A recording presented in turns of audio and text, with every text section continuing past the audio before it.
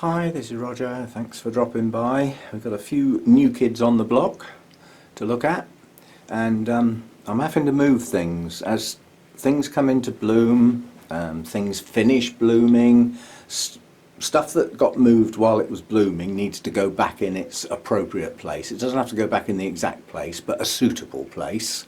And that place might have been occupied by something else in the meantime. So there's been an awful lot of shuffling going on as I watered yesterday on Sunday, which I ended up not finishing, which I'm finishing off now.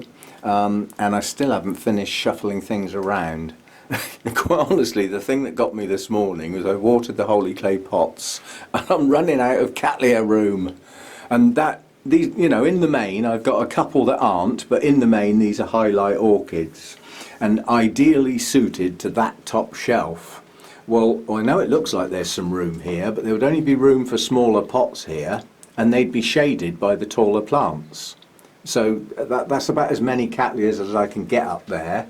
The shorter ones or the highest light ones are at the front nearest the glass, and then the taller ones come up over the top of them and are nearer the roof. So that works, that's okay. The Maykay's okay over there, that seems to do well. It's right up against the glass, and in addition that gets sun that comes in from this direction, which these don't tend to get so much of because of the mounts in the way. It's all shuffling, it's all trying to work out the best place, but that seemed to do well there. It bloomed and it's got loads of new growth, so I'm happy with that there. But we're getting cluttered up here now. We're getting cattleyas up here. The little orange ones moved now because those blooms are just about to go, and I thought, well, while I'm rearranging the shelf, I'll do it now. Just a quick look at that. That's my Encyclia cordillera. If you remember, we repotted that a while ago and it had no roots, or virtually no roots. Well, it's got new growth coming out all over the place and a suitable root mass now that's still growing, and there's still more coming. So that's well on the road to recovery. And we've got a new growth there, another one there, there's one coming up there, one coming up here, and that's just the ones I can see without moving the plant. So that one's coming on nicely now. Some new kids on the block then.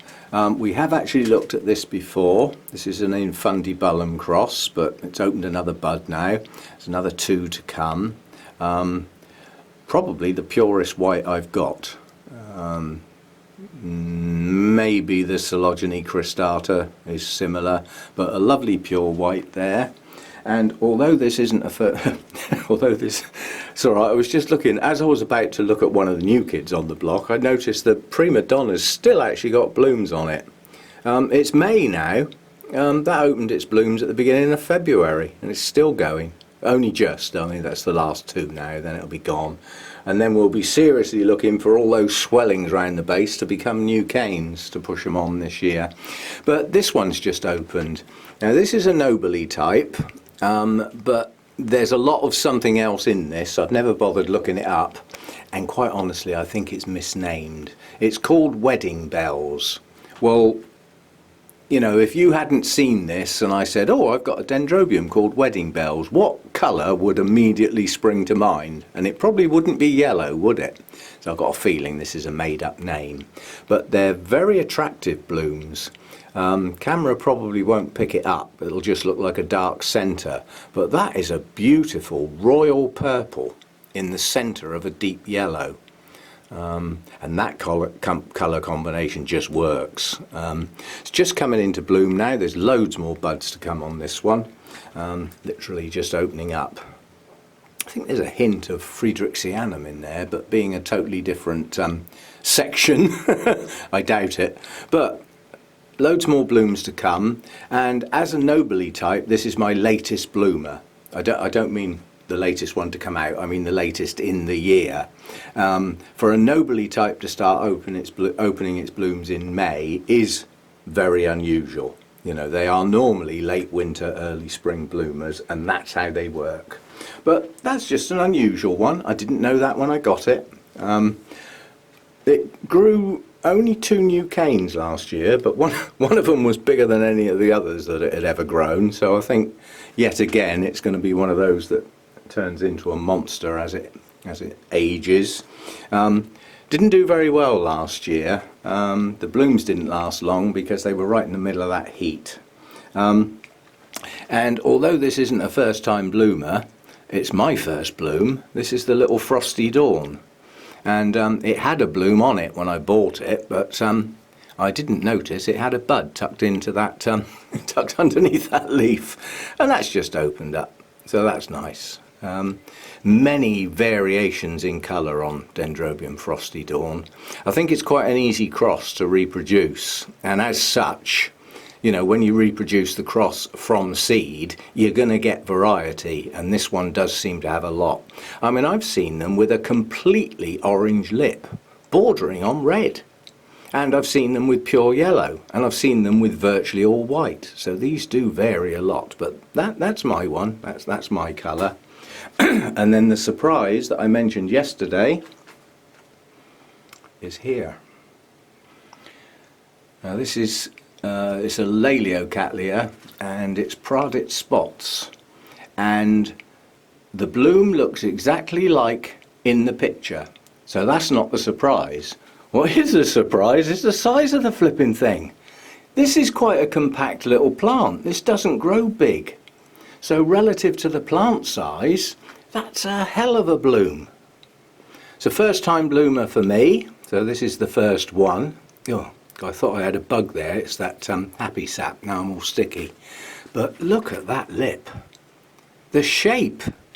I don't think I've ever seen any type of Cattleya type with a lip shape like that. I'd have it just for that. It's got like wings on it, and then like a hood, and then a frilly bit sticking out with veining. It's absolutely stunning. That's not quite what I was expecting. And then the petals and sepals are quite a deep green with, well, it's almost black, quite honestly. The deepest, what would you call it, maroon? It's not really purple, it is a deep, deep shade of red. That veining on those little wings So I'm well impressed. I mean, that's a hell of a bowl full, that. There's actually 4 plants in there. I bought one, when I repotted it, it had 2 plants in there, one a reasonable size and one quite small actually, probably a growing up seedling. And then I was given another one, and when I come to repot that, it was exactly the same. It had one larger plant in it and one small one. Methinks they both came from the same nursery, and looking at how they were potted, they were stuck to large pieces of coconut husk. So like they were sandwiched in between solid lumps, basically. Trying to get the roots out was almost impossible, but it had to be done because they were rotting, and most of the roots were on the inside, so they had to be dug out one way or the other. So I thought, well, I've got 4 plants, we'll chuck them all in a bowl and see how they get on.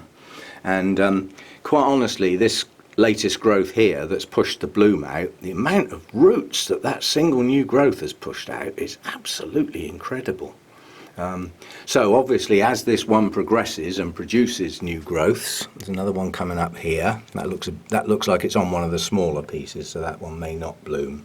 But it's taking off. It is establishing a hell of a root system down in there. But I'd class that as pretty stunning. So there we go. That's Laleocattleya Pradit spots. Boy, was that worth waiting for.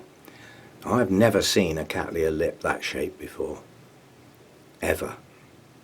Or any of the Cattleya Alliance for that matter. I have not seen anything like that. So unusual as well as pretty stunning, methinks. Anyway, short video for today, and I'll see you next time. Thanks for dropping by.